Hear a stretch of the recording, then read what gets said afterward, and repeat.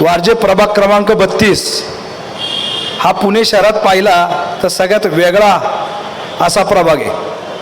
त्याचं कारण आहे की त्या प्रभागामध्ये सगळेच्या सगळे उमेदवार आयात करावे लागलेले आहेत। भारतीय जनता पार्टीला अशी काय गरज पडली की सगळे उमेदवार आयात करावे लागले?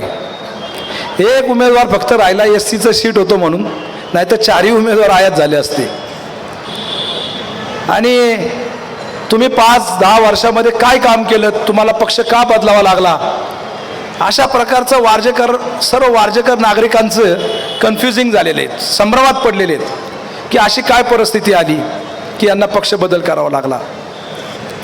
आपल्याला सर्वांना माहिती आहे की वारजेमध्ये 1996-97 साली जो DP प्लॅन झाला आहे, त्या DP प्लॅनमधले किती रस्ते अस्तित्वात आत्ता आहेत किंवा किती रस्ते निर्माण केले गेले, गेल्या 10-15 वर्षामध्ये काय काम केलं गेलं याचा विचार जर केला तर वारजेमध्ये एकही DP प्लॅन, DPमध्ये असणारे सर्व्हिस रस्ते असतील, DPमध्ये असणारे नवीन रस्ते असतील, शिवणे खराडीचा रस्ता असेल, याच्यावर कोणत्याही प्रकारचं कधी कुठली कृती केली गेली नाही।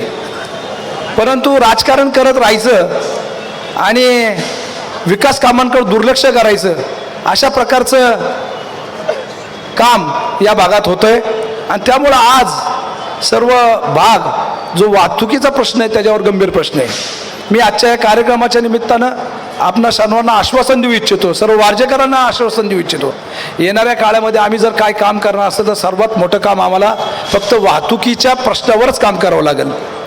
पण त्यानंतर जी काही कामं त्या भागामध्ये झाली, त्या भागात कोणत्याही प्रकारचे लोकांना उपयुक्त, लोकांना फ्रीमध्ये मिळेल असं एकही काम त्या भागामध्ये झालेलं नाही आहे। सर्वात महत्त्वाचं, काल एक सभा वारजेमध्ये झाली, काल ती सभा होती भारतीय जनता पार्टीची आणि आज ही सभा आहे राष्ट्रवादी काँग्रेस पार्टीची।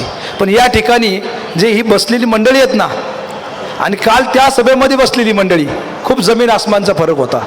सगळी पैसे देऊन गोळा करून आणलेली मंडळी त्या सभेला होती आणि आजच्या या सभेला मी पाहतोय सगळी चांगली मंडळी, खरंच विचार ऐकायला आलेली आहेत, कोणत्याही प्रकारचे पैशाची अपेक्षा नसणारी मंडळी या सभेला आहेत। आणि या सभेला एकही खुर्ची मोकळी नाही आहे, हे खूप महत्त्वाचं आहे। त्यामुळे जनतेचा कौल काय आहे, जनतेला काय वाटते, जनतेच्या मनात काय आहे, हे निश्चितपणे लोकांना आणि इतर सर्व पत्रकार बंधू या लोकांच्या लक्षात आलं असेल आजची आणि कालची सभा बघून।